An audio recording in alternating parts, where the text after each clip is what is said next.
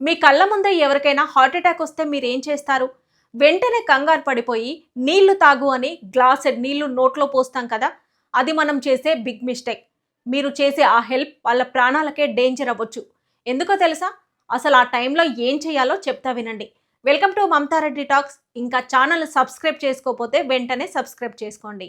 Heart attack రాగానే ముందుగా నీళ్లు ఎందుకు తాగించకూడదో ఎక్స్పర్ట్స్ ఏం చెప్తున్నారో చెప్తా వినండి. హార్ట్ అటాక్ టైంలో బాడీ తీవ్రమైన ప్రెజర్లో ఉంటుంది. ఆ టైంలో నీళ్లు తాగిస్తే వెంటనే వామిటింగ్స్ అయ్యే ఛాన్స్ ఉంది. ఒకవేళ వామిటింగ్ అయితే ఆ లిక్విడ్ పొరపాటున లంగ్స్లోకి వెళ్ళి శ్వాస ఆడక కండిషన్ ఇంకా క్రిటికల్ అవుతుంది. పేషెంట్ కనుక స్పృహ కోల్పోతే ఆ నీళ్లు గొంతులో ఇరుక్కుపోయి ఊపిరాగిపోయే ప్రమాదం ఉంది. అయితే హాస్పిటల్కి వెళ్ళాక డాక్టర్స్ వెంటనే యాంజియోగ్రఫీ లాంటివి చేయాలి.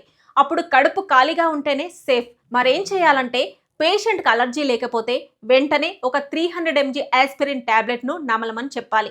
ఇది రక్తం గడ్డగట్టకుండా చేసి హార్ట్కి వెళ్లే బ్లడ్ ఫ్లోను ఇంప్రూవ్ చేస్తుంది. పేషెంట్ని నిలబెట్టడం కానీ పడుకోబెట్టడం కానీ అస్సలు చేయకూడదు.